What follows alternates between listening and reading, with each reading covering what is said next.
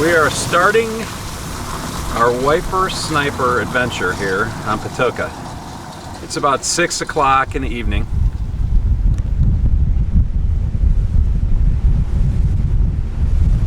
Alright, this is Kevin Hill, the wiper sniper. I fished with a ton of people for stripers and hybrids, and Kevin is one of, if not the most knowledgeable people. And I'll tell you what, when it comes to electronics, Kevin is the man. So he's going to do a lot of explaining of what he's doing, how he's figuring this out. It's not just drive around the lake and wait for a bite.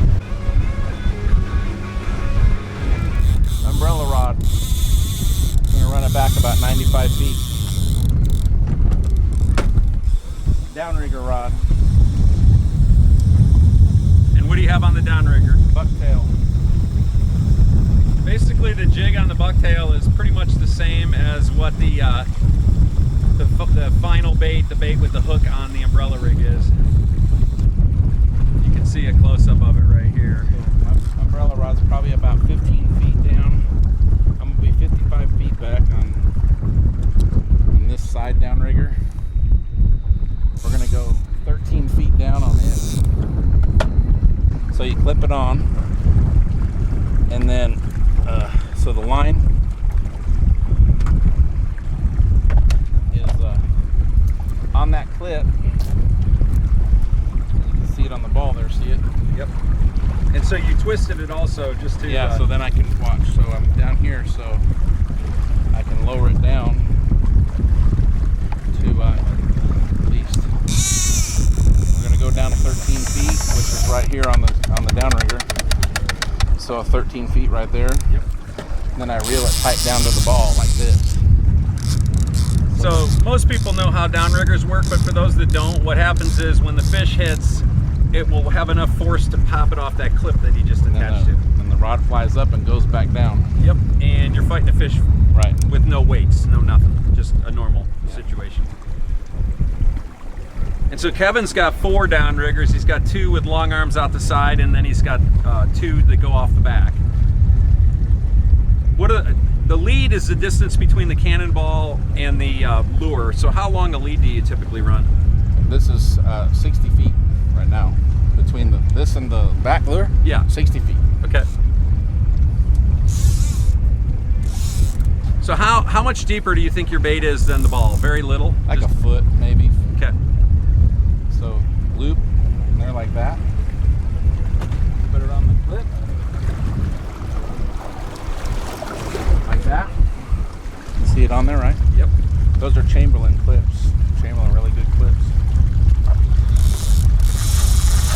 And then he just lowers it to whatever depth he wants. 15 feet down on that. Adjust your drag. Okay. Next up. Got that side of the boat out. I think that's my buddy out there. I think that's Glenn. Alright. So the umbrella is... That's the white sniper right there. Nice. So he's got a bunch of basically teasers. These are rubber jigs with no hooks on them. And the very last one that's trailing behind, it's got the hook on it. That's a chatterbait. I run chatterbait. Okay, so you got a chatterbait on that.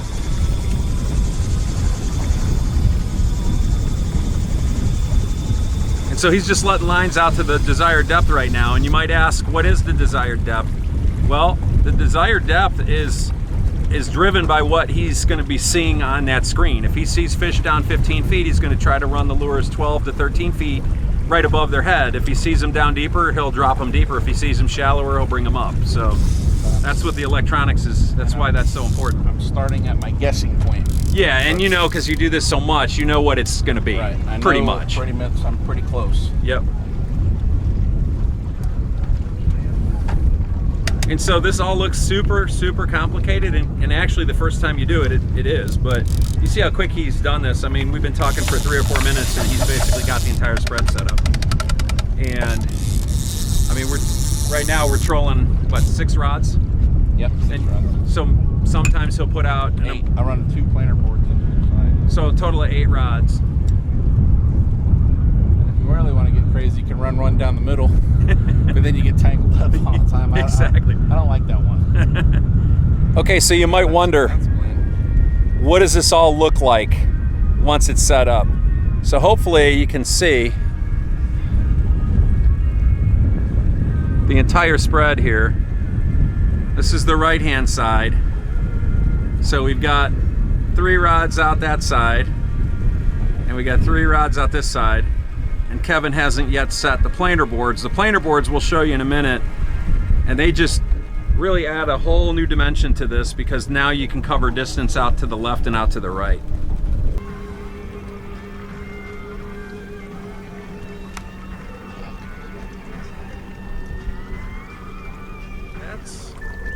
That's a school of shad right there. We're seeing tons and tons and tons of that. Doesn't guarantee that the hybrids will be in this area, but it's a good indicator that they probably will be around. There's another large school of threadfin shad. You can see the nervous water. They swim just right below the surface.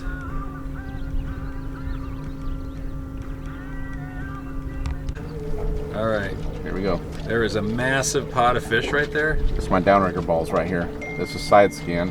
This is the chart. Here's the island off to our left. This is all hybrids right here. Yep. All right, here we go. First fish of the day. And that came off of what, the outside downrigger? Yeah. The one you raised up, because we kept marking fish shallower than what Kevin's normally used to. And so he raised up the downrigger ball, and almost immediately, boom, a rod goes off. Oh yeah, that's a good one. Dude, that's a really, really nice one. Holy crap. Dude, that's a biggie. Oh. Holy buckets, man. Oh, we got him in the net. All right, in the net. Nice fish. Lift him up. I got it. That's a 7-pound fish right there. Easily.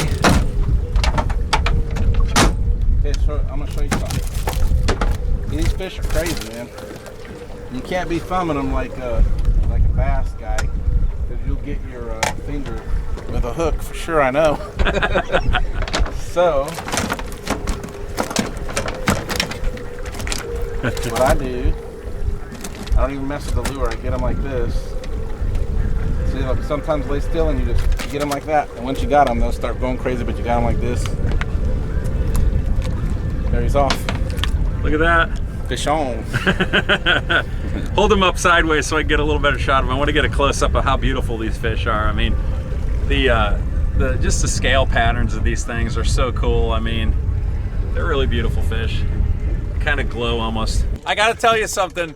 We've been trolling now for a couple hours, and we just passed the pod, and Kevin said, "Get ready, it's gonna go." Hey, out. 15 seconds later it went. This is a decent sized fish, man. I'm not making any progress.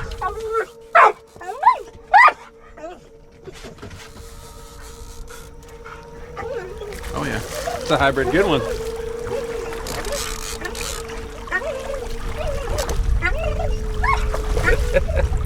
Oh, is she tied up? Yeah, I got her tied up. Otherwise she'd be all over you.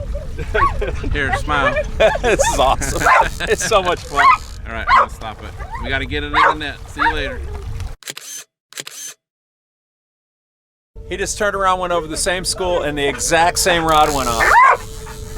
And all the rods have the same bait on it, so it's not the lure. It smelled it. Yeah, crazy. Hooked them. Just choked it. You couldn't even see the bait. This guy's a little more normal.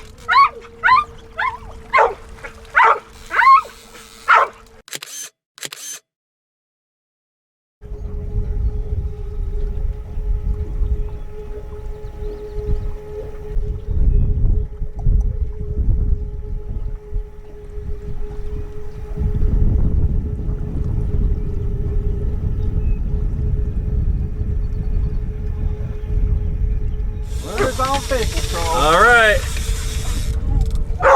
We just went through a nice pod, and the right umbrella went nuts. Oh, look at the screen. Look at the film on the screen.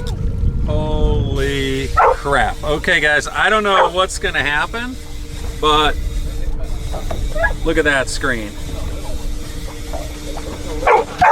What happened? The Little hybrid. Oh, that's a small fish? Yeah. Oh my God, that is a little fish.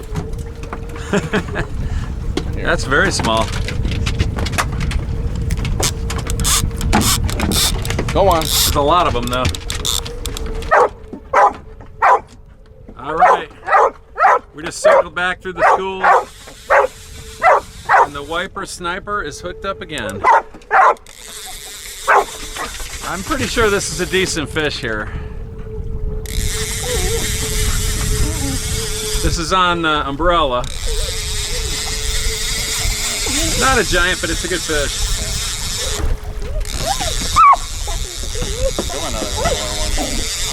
We're gonna wrap this up here real soon, but you guys get a good idea of what Kevin does out here. It's really scientific. It's really awesome fishing with him because there's so much thought and adjustment that goes into it. It's not just driving around with a bunch of baits behind the boat. I mean, you could do that. You'll catch a fish here, you'll catch a fish there, but this is really taking it to the next level using your electronics and just figuring the whole thing out. Hope you guys enjoyed this. You guys should book a trip with Kevin Hill, the Wiper Sniper. You can find him on Facebook. Fish on. Just yeah, fish on, exactly. Just go to Wiper Sniper and book a trip with him. All right, see you next time.